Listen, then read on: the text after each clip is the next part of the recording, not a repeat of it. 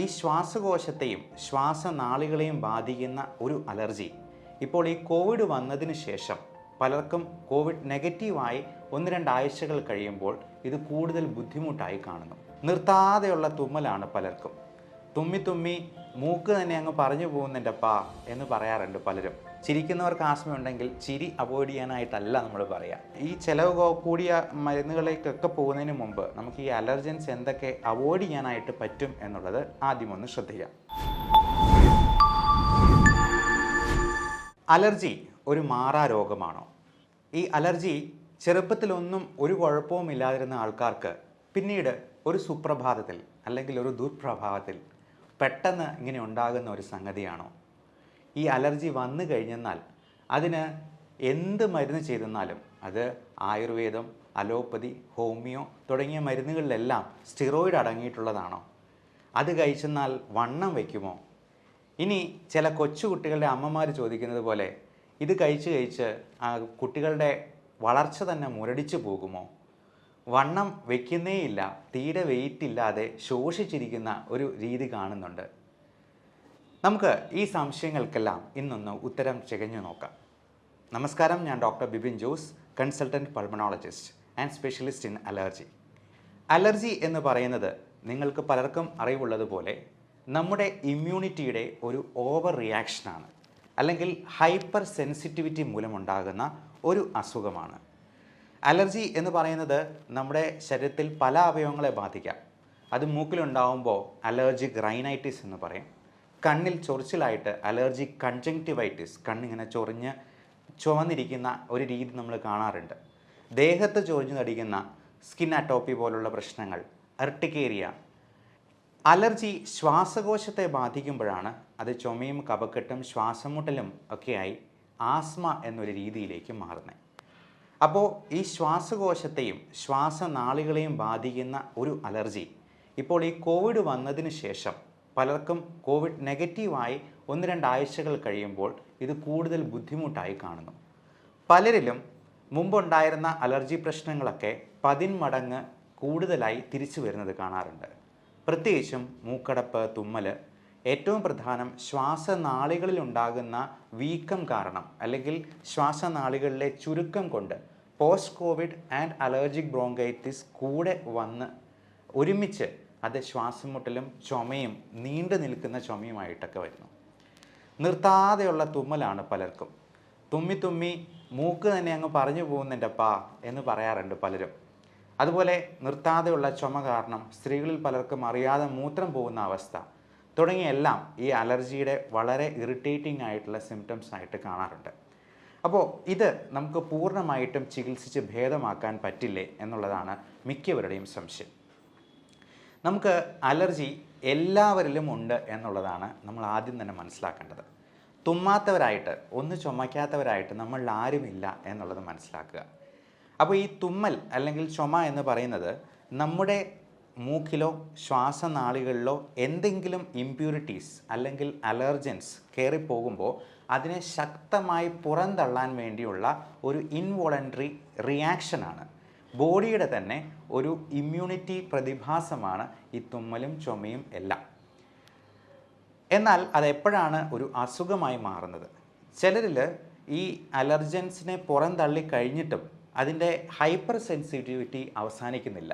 അവർ പിന്നെയും തുമ്മിക്കൊണ്ടിരിക്കുന്നു. അതിൻ്റെ ആ ഇമ്മ്യൂൺ റിയാക്ഷൻ തീരുന്നില്ല. അത് നമ്മുടെ ശരീരത്തിൽ തന്നെയുള്ള മാസ്റ്റ് സെൽസ്, ഹിസ്റ്റമൈൻസ് തുടങ്ങിയ പലതരത്തിലുള്ള ബയോകെമിക്കൽസിൻ്റെ ഓവർ റിയാക്ഷൻ കാരണം, അമിതമായ പ്രതികരണം കാരണം ഈ അലർജി ഇങ്ങനെ നിലനിൽക്കുന്നു. അപ്പോൾ ഇത് ഒഴിവാക്കാനായിട്ട് നമുക്ക് എന്ത് ചെയ്യാൻ പറ്റും? അപ്പോൾ ചില കുട്ടികളിലൊക്കെ അത് ചെറുപ്പത്തിൽ അലർജി ഉണ്ടായിട്ട് ഒരു പ്രായം കഴിയുമ്പോൾ 14 വയസ്സൊക്കെ ആകുമ്പോഴത്തേക്കും അത് തന്നെ മാറി വരുന്നതായിട്ട് കാണാം. ഗ്രോയിങ് ഔട്ട് ഓഫ് ആസ്മ എന്നാണ് നമ്മളതിനെ മെഡിക്കൽ സയൻസിൽ വിശേഷിപ്പിക്കുക. എന്നാൽ എല്ലാവർക്കും അത് ഉണ്ടാവണമെന്നില്ല. ഒരു 30% കുട്ടികൾക്കാണ് അത് ഉണ്ടാവുക. ചുരുക്കം ചില ആളുകൾക്ക് ചെറുപ്പത്തിൽ ഒരു കുഴപ്പമില്ലാതിരുന്നിട്ട് ഒരു പ്രായം കഴിയുമ്പോൾ തനിയെ വരുന്നുണ്ട്. ഒരു 40-50 വയസ്സ് കഴിയുമ്പോഴത്തേക്കും. ചിലപ്പോൾ പുകയെടുപ്പ് കൂടുതലായിട്ട് ഉപയോഗിക്കുന്ന സ്ത്രീകളിൽ, പുക വലിക്കുന്ന പുരുഷന്മാരിൽ. അപ്പോൾ നേരത്തെ പ്രശ്നമൊന്നും ഇല്ലായിരുന്നിട്ടും ഒരു പ്രായം കഴിയുമ്പോഴത്തേക്കും ശ്വാസം മുട്ടലും ചുമയും കഫക്കെട്ടും എല്ലാം കൂടെ തുടങ്ങുന്നു.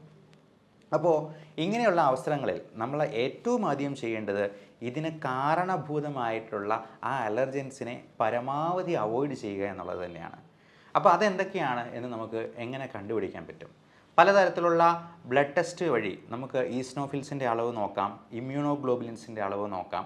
അതേപോലെ തന്നെ ഇപ്പോൾ പല ബ്ലഡ് ടെസ്റ്റുകളും ഈ അലർജൻസിനെ ടെസ്റ്റ് ചെയ്യുന്നതായിട്ട് പറയുന്നുണ്ട്. അതിൻ്റെ സാങ്കേതിക വശത്തെക്കുറിച്ച് നമുക്ക് ആധികാരികമായിട്ടുള്ളൊരു പഠനം വഴി അതിന് അവകാശം ഉന്നയിക്കാൻ കഴിയില്ല. അതുകൊണ്ട് നമുക്ക് ലഭ്യമായിട്ടുള്ള പല ടെസ്റ്റുകൾ വഴിയും സ്കിൻ പ്രിക്ക് ടെസ്റ്റ് വഴി, അതായത് സ്കിന്നിൽ നമ്മൾ അലർജൻസ് കുത്തിവെച്ച് അതിനോടുള്ള ഇമ്മ്യൂൺ റിയാക്ഷൻ എത്രയുണ്ട് എന്ന് നോക്കി എന്തൊക്കെ അലർജൻസ് ആണ് നമുക്ക് പ്രശ്നമുണ്ടാക്കുന്നത് എന്ന് കൃത്യമായിട്ട് കണ്ടെത്താനായിട്ട് കഴിയും. അപ്പോൾ അത് ചിലവേറിയ ടെസ്റ്റുകളായതുകൊണ്ടോ ഏതാനും ആയിരങ്ങൾ അതിനുവേണ്ടി ചിലവഴിക്കേണ്ടതുള്ളതുകൊണ്ടും പിന്നെ പലപ്പോഴായി ഈ സ്കിന്നിൽ കുത്തിവെക്കേണ്ടതുള്ളതുകൊണ്ടും നമ്മൾ എന്തെങ്കിലും അലർജിക്കുള്ള മരുന്ന് എടുക്കുന്നത് കൊണ്ട് ഈ ടെസ്റ്റുകളുടെ റിസൾട്ട് വളരെ ക്ലിയറായിട്ട് കിട്ടില്ല എന്നുള്ളത് കൊണ്ടും നമുക്ക് ഇത് കണ്ടുപിടിക്കാൻ നമുക്ക് തന്നെ ലഭ്യമായിട്ടുള്ള ചില മാർഗങ്ങളെക്കുറിച്ച് ചിന്തിക്കാം. അതാണ് അവലംബിക്കാൻ ഏറ്റവും എളുപ്പമുള്ളതും പ്രാക്ടിക്കലായിട്ടുള്ളതും എന്നുള്ളത് സാരം. അപ്പോൾ അതെങ്ങനെ നമുക്ക് കണ്ടുപിടിക്കാം? ട്രയൽ ആൻഡ് എറർ മെത്തേഡ് എന്ന് പറയാം. ഇപ്പോൾ സൂര്യന് കീഴെയുള്ള എന്തിനോട് വേണമെങ്കിലും മനുഷ്യർക്ക് അലർജി ഉണ്ടാക്കാം. ചില കൊച്ചുകുട്ടികൾക്ക് കരയുമ്പോൾ പോലും അലർജി, ആസ്മ, ശ്വാസമുട്ടലുണ്ടാകാം. ചിലർക്ക് ഇമോഷണൽ വേരിയൻസ്, ചിലർ പറയാറുണ്ട് പൊട്ടിച്ചിരിച്ചു കഴിയുമ്പോഴത്തേക്കും ആസ്മ ഉണ്ടാകുന്നു അല്ലെങ്കിൽ ശ്വാസമുട്ടലുണ്ടാകുന്നു എന്ന്. അവർക്ക് ചിരിക്കാൻ പേടിയാണ്, ഒന്ന് നല്ലപോലെ പൊട്ടിച്ചിരിച്ചു കഴിയുമ്പോഴത്തേക്കും ബ്രോങ്കോസ്പാസം ഉണ്ടാവുകയാണ്. അപ്പോൾ നമ്മുടെ ഇമോഷണൽ വേരിയേഷൻസ് പോലും ഇതിനെ ഇൻഫ്ലുവൻസ് ചെയ്യുന്നുണ്ട് എന്നുള്ളതാണ്. അതേപോലെ എക്സസൈസ് ഇൻഡ്യൂസ്ഡ് ആസ്മയുണ്ട്. ചില കൊച്ചുകുട്ടികൾക്ക് ഓടിക്കഴിയുമ്പോഴത്തേക്കും അല്ലെങ്കിൽ ഒന്ന് തുള്ളി കളിച്ച് കഴിക്കുമ്പോഴത്തേക്കും ആസ്മയാണ്. അപ്പോൾ അങ്ങനെയുള്ളവരോട് നമ്മൾ എക്സസൈസ് അവോയ്ഡ് ചെയ്യാനായിട്ടല്ല പറയുക. ചിരിക്കുന്നവർക്ക് ആസ്മ ഉണ്ടെങ്കിൽ ചിരി അവോയ്ഡ് ചെയ്യാനായിട്ടല്ല നമ്മൾ പറയുക. പകരം നമ്മൾ അതിന് കൃത്യമായിട്ടുള്ള മരുന്നുകൾ ഉപയോഗിച്ച് അതിനെ കൺട്രോളിൽ കൊണ്ടുവരുത്തുക എന്നുള്ളത് തന്നെയാണ് അതിന് ഏറ്റവും അത്യാവശ്യം. ഇപ്പോൾ പലപ്പോഴും ആൾക്കാർ ചോദിക്കുന്നുണ്ട്, ഇൻഹേലർ മരുന്ന് എന്ന് പറഞ്ഞാൽ ഭയങ്കര ഡോസ് കൂടിയ സംഗതിയല്ലേ, അത് ശ്വാസകോശത്തിലോട്ട് എടുക്കുമ്പോഴത്തേക്കും ഭയങ്കര അത് അഡിക്ഷൻ ഉണ്ടാകത്തില്ലേ, അതിന് വണ്ണം കൂടില്ലേ, സ്റ്റിറോയിഡ് ഉണ്ടാവില്ലേ എന്നൊക്കെ. വാസ്തവത്തിൽ ഇൻഹേലർ മരുന്നുകൾ എന്ന് പറയുന്നത് നമ്മൾ ശ്വാസകോശത്തിലോട്ട് മാത്രം എടുക്കുന്ന മരുന്നായതുകൊണ്ട് ഏറ്റവും നല്ലതും എഫക്റ്റീവും ഡോസ് കുറഞ്ഞതുമായിട്ടുള്ളത് അതാണ് എന്നുള്ളത് മനസ്സിലാക്കുക. അത് രക്തത്തിലേക്ക് കയറുന്നില്ല. നമ്മളൊരു മുറിവുണ്ടാകുമ്പോൾ അതിൽ ഓയിൻമെൻറ്റ് പുരട്ടുന്ന പോലെ അല്ലെ കണ്ണിൽ തുള്ളിമരുന്ന് ഒഴിക്കുന്നത് പോലെ ശ്വാസകോശത്തിലോട്ട് മാത്രം ചെന്ന് അതിൻ്റെ ആ ശ്വാസനാളികളിലുള്ള അടവ് വികസിപ്പിക്കുകയും അതിലെ നീർക്കെട്ട് കുറയ്ക്കുകയും അതിനെ ശ്വാസം എടുക്കാൻ യോഗ്യമാക്കുകയും ചെയ്യുകയാണ് ഇൻഹേലർ മെഡിസിൻസ് ചെയ്യുക. അപ്പം നമുക്ക് അതിൻ്റെ മരുന്നിൻ്റെ ഡോസ് നോക്കിയാലും അറിയാം, 400 mcg വരെയേ മാക്സിമം ഡോസേജ് ഉണ്ടാകത്തുള്ളൂ എന്ന് പറയുന്ന 1 മില്ലിഗ്രാമിൻ്റെ പകുതി പോലും ഇല്ല എന്നുള്ളത് കൃത്യമായി മനസ്സിലാക്കുക. പക്ഷേ ഇൻഹേലർ മരുന്ന് എടുക്കുന്നത് വളരെ കൃത്യമായിട്ടുള്ള ഡോസിൽ കൃത്യമായിട്ടുള്ള ടെക്നിക്ക് വഴിയായിരിക്കണം. അല്ലെന്നുണ്ടെങ്കിൽ അതുകൊണ്ട് യാതൊരു ഗുണവും ഇല്ലാണ്ട് പോകാനുള്ള എല്ലാ സാധ്യതകളുമുണ്ട്. ഇനി ഇത് പൂർണ്ണമായി മാറ്റിയെടുക്കാവുന്ന എന്തെങ്കിലും ട്രീറ്റ്മെൻറ്റ് ഉണ്ടോ എന്നാണ് പലരും ചോദിക്കുക. നമുക്ക് പലപ്പോഴും ഈ മരുന്നുകൾ എടുത്തെടുത്ത് ഇങ്ങനെ കണ്ടിന്യൂ ചെയ്യുന്നതിനാണ് ആൾക്കാർക്ക് മടി.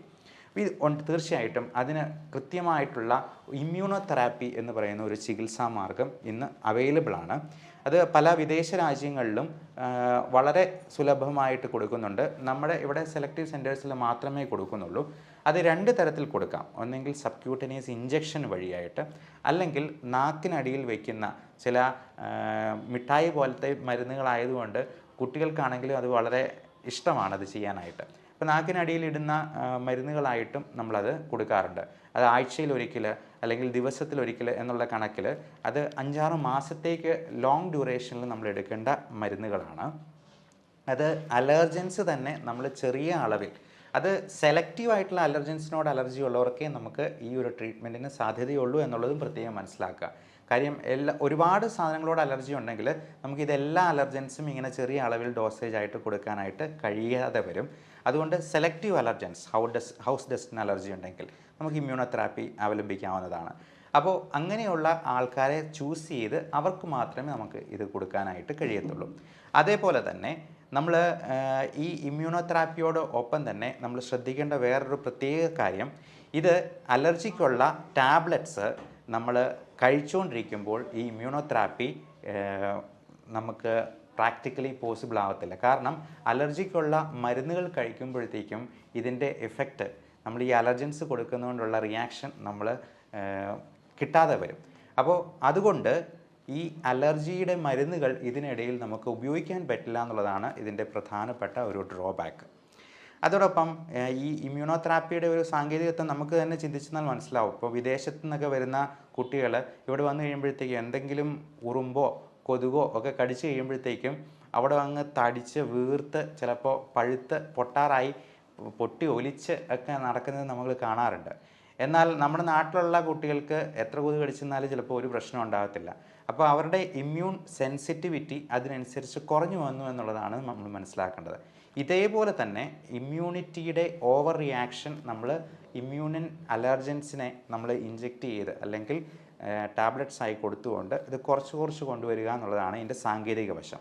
അപ്പോൾ ഇത് പൂർണ്ണമായിട്ടും മാറ്റാനായിട്ട് ഇങ്ങനെയൊരു സാധ്യതയുണ്ട് എന്നുള്ളതാണ് മനസ്സിലാക്കേണ്ടത്. പിന്നെ ഈ ചിലവ് കൂടിയ മരുന്നുകളിലേക്കൊക്കെ പോകുന്നതിന് മുമ്പ് നമുക്ക് ഈ അലർജൻസ് എന്തൊക്കെ അവോയ്ഡ് ചെയ്യാനായിട്ട് പറ്റും എന്നുള്ളത് ആദ്യം ഒന്ന് ശ്രദ്ധിക്കാം.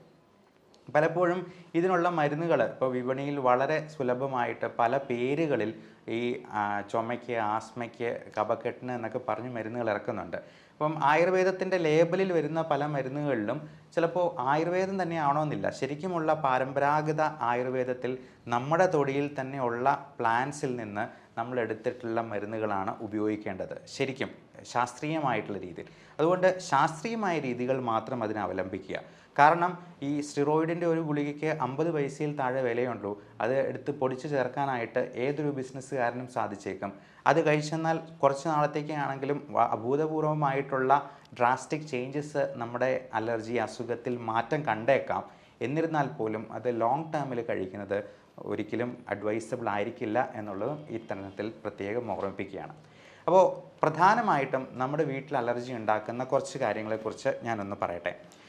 നമ്മുടെ വീട്ടിൽ എന്തെങ്കിലും പെറ്റ്സ് ഉണ്ടെങ്കിൽ, പലപ്പോഴും പൂച്ച, പട്ടി, പശു, ആട് തുടങ്ങിയ മൃഗങ്ങളൊക്കെ ഉണ്ടെന്നുണ്ടെങ്കിൽ ഈ അലർജി ഉണ്ടാകാൻ കൂടുതൽ കാരണമായിട്ട് കാണാറുണ്ട്.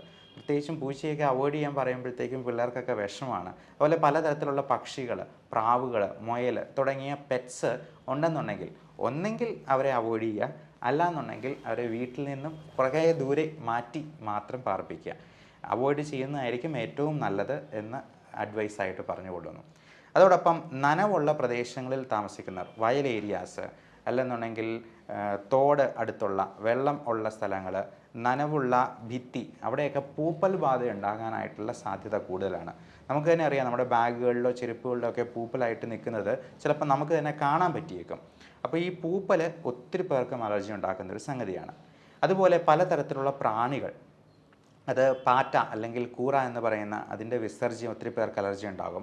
കൊതുകും കൊതുക് തിരികളും, ഇപ്പം കൊതുകിനെ പറപ്പിക്കാൻ വേണ്ടിയാണ് നമ്മൾ പെസ്റ്റിസൈഡ്സ് പോലുള്ള അല്ലെങ്കിൽ കൊതുക് തിരികൾ ഉപയോഗിക്കുന്നത്. അത് തന്നെ പലർക്കും പല കുഞ്ഞുങ്ങൾക്കും അലർജി ആയിട്ട് കാണാറുണ്ട്. അതുപോലെ വീട്ടുപൊടി, ഹൗസ് ഡസ്റ്റ് എന്ന് പറയുന്നത്, ഹൗസ് ഡസ്റ്റിൽ ഒരു തരം ചെല്ലുണ്ട്. ഹൗസ് ഡസ്റ്റിൽ ഉള്ള ഡസ്റ്റ് മൈറ്റ്സിൻ്റെ അലർജൻസ് അത് നമുക്ക് കാണാൻ പറ്റില്ല. അപ്പോൾ ഇതൊക്കെ നമുക്ക് വീട്ടിൽ തന്നെ ഉള്ള ബെഡ്ഷീറ്റിൽ നമ്മുടെ ശരീരകോശങ്ങളെ തിന്നാൻ വേണ്ടി വരുന്ന ഈ ചെള്ളിൻ്റെ വിസർജ്യം പോലും പലതരത്തിലുള്ള അലർജി ഉണ്ടാക്കാം. അപ്പോൾ നമ്മൾ ആഴ്ചയിൽ ഒരിക്കലെങ്കിലും ബെഡ്ഷീറ്റും പില്ലോ കവറും പുഴുങ്ങിയ അലക്കുക, നല്ല തിളച്ച വെള്ളത്തിൽ അലക്കി നല്ല ചൂടത്ത് വെയിലത്തിട്ട് ഉണക്കി തേച്ച് ഉപയോഗിക്കാനായിട്ട് ശ്രദ്ധിക്കുക. പ്രത്യേകിച്ചും നമ്മൾ ഇടുന്ന ഡ്രസ്സ്, ഇതിലൊക്കെ അലർജൻസ് പറ്റിപ്പിടിച്ച് വീണ്ടും വീണ്ടും റീ ഇൻഫെക്ഷൻ ഉണ്ടാകാനായിട്ടുള്ള സാധ്യതയുണ്ട് എന്നുള്ളത് മനസ്സിലാക്കുക. അതുപോലെ നമ്മുടെ ബെഡ്റൂമിൽ തന്നെ നമ്മൾ കുളിച്ചിട്ട് ഇടുന്ന തോർത്ത്, നമ്മൾ മാറിയിടുന്ന മുഷിഞ്ഞ വസ്ത്രങ്ങൾ, ഇതെല്ലാം പലതരത്തിലുള്ള പൊടിയും അലർജൻസും ഒക്കെ ഉണ്ടാകാം. ഇൻഡോർ പ്ലാന്റ്സ്, അതിൽ നിന്ന് വരുന്ന പോളൻ, പൂമ്പൊടി, ഇതെല്ലാം പലതരത്തിലുള്ള അലർജി ഉണ്ടാവാം. അത്തരത്തിൽ ജോലി ചെയ്യുന്ന, ഇപ്പോൾ പുല്ല് പറിക്കാൻ പോകുന്ന ആൾക്കാർ, ഏലത്തോട്ടത്തിൽ ജോലി ചെയ്യാൻ പോകുന്ന ആൾക്കാർ, മലയോര ഗ്രാമങ്ങളിലൊക്കെ പലതരത്തിലുള്ള തോട്ടപ്പണികൾ എടുക്കുന്നവർ, ഇവർക്കൊക്കെ അലർജി സംബന്ധമായിട്ടുള്ള പ്രശ്നങ്ങൾ കൂടുതലായിട്ട് കാണാറുണ്ട്. ഇനി ഭക്ഷണത്തിൽ, പലർക്കും ഭക്ഷണത്തിൽ അലർജി ഉണ്ടാവാറുണ്ട്. ചില കുഞ്ഞുങ്ങൾക്ക് പാലിനോട് പോലും അലർജി ഉണ്ടാവാം, ലാക്ടോസ് ഇൻടോളറൻസ് പോലും ഉണ്ടാകാം. അപ്പോൾ അങ്ങനെയുള്ളപ്പോൾ നമുക്ക് ഭക്ഷണത്തിൽ എന്താണ് അലർജി ഉണ്ടാക്കുന്നത് എന്നറിയാൻ ഈ ട്രയൽ ആൻഡ് എറർ മെത്തേഡ് മാത്രമേ നമുക്ക് സാധിക്കുകയുള്ളൂ. അപ്പോൾ അലർജി എന്ന് സംശയമുള്ള സംഗതികളെല്ലാം നിർത്തിയിട്ട് ഓരോന്നായിട്ട് റീഇൻട്രൊഡ്യൂസ് ചെയ്ത് അതിന് ഏതിനാണ് അലർജി ഉണ്ടാകുന്നത് എന്ന് കൃത്യമായിട്ട് നോക്കി അനലൈസ് ചെയ്ത് എഴുതി വെച്ച് സൂക്ഷിക്കുക. പലപ്പോഴും സീ ഫുഡിനും പാലിനും മധുര പലഹാരങ്ങൾ, പ്രത്യേകിച്ചും ബേക്കറിയിൽ നിന്ന് വാങ്ങിക്കുന്നതിൽ പഞ്ചസാര ആയിരിക്കില്ല, സ്വീറ്റ് കോൺ ഫ്രക്ടോസ് സിറപ്പ് എന്ന് പറഞ്ഞിട്ടുള്ള വില കുറഞ്ഞ മധുരമുണ്ടാക്കുന്ന പല പദാർത്ഥങ്ങളും ഉപയോഗിക്കുന്നതും അലർജിക്ക് കാരണമാകാറുണ്ട്. പലതരത്തിലുള്ള ഗ്രെയിൻസ്, പല ടൈപ്പ് നട്ട്സ്, കാഷ്യൂ നട്ട്സും ബദാമും പോലുള്ള ഗ്രൗണ്ട് നട്ട്സ്, നിലക്കടല, അതൊക്കെ ഫോറിൻ കൺട്രീസിലൊക്കെ ചില കുട്ടികൾക്ക് മരണകാരണമാകുന്ന അനാഫ്ലാക്സിസ് റിയാക്ഷൻ തന്നെ ഉണ്ടാക്കാം. ചില തരത്തിലുള്ള പ്രാണികളുടെ കടിയേറ്റ് പോലും ഈ പറഞ്ഞ പോലെ അനാഫ്ലാക്സിസ് റിയാക്ഷൻ, അതായത് ഭയങ്കരമായിട്ടുള്ള അലർജി, ഹൈപ്പർ സെൻസിറ്റിവിറ്റി ഉണ്ടായി അത് ശ്വാസമുട്ടലിലോട്ട് നയിച്ച് മരണം വരെ ഉണ്ടാകാവുന്ന, ഇപ്പോൾ കടന്നൽ കുത്തേറ്റ് മരിക്കുന്നതും തേനീച്ചയുടെ കുത്തേറ്റ് മരിക്കുന്നതുമൊക്കെ നമ്മൾ പത്രത്തിലൊക്കെ വായിച്ചറിഞ്ഞിട്ടുണ്ടാവാം. ഇനി ഏറ്റവും പ്രധാനമായിട്ടുള്ളതും നമ്മൾ ശ്രദ്ധിക്കേണ്ടതുമായിട്ടുള്ളൊരു കാര്യത്തെക്കുറിച്ച് പറയട്ടെ. നമുക്കറിയാം, നമുക്കെല്ലാവർക്കും ഒരു വലിയൊരു ക്ലൈമറ്റ് ചേഞ്ച് ഇപ്പോൾ അഭിമുഖീകരിച്ചുകൊണ്ടിരിക്കുകയാണ്. 40 ഡിഗ്രിയിലേക്കൊക്കെ നമ്മുടെ കേരളത്തിലെ ചൂട് ഇങ്ങനെ കൂടിക്കൊണ്ടിരിക്കുകയാണ്. നമ്മളെല്ലാവരും നമ്മുടെ വേസ്റ്റ് നിർമ്മാർജ്ജനം ചെയ്യുന്നത്, ഇപ്പോൾ ഈ കൊറോണ വന്നതിന് ശേഷം ഒരുപാട് മാസ്കുകൾ വഴിയോരത്തെല്ലാം ഇങ്ങനെ വീണ് കിടക്കുന്നത് കാണാം. നമ്മൾ ഈ പ്ലാസ്റ്റിക് അടങ്ങിയിട്ടുള്ള മാലിന്യങ്ങൾ കത്തിക്കുമ്പോൾ നമ്മൾ വാസ്തവത്തിൽ ഒരുപാട് തരത്തിലുള്ള നോക്ഷ്യസ് പാർട്ടിക്കിൾസ്, ഗ്യാസസ് നമ്മൾ അന്തരീക്ഷത്തിലേക്ക് തള്ളിവിടുകയാണ് ചെയ്യുന്നത്.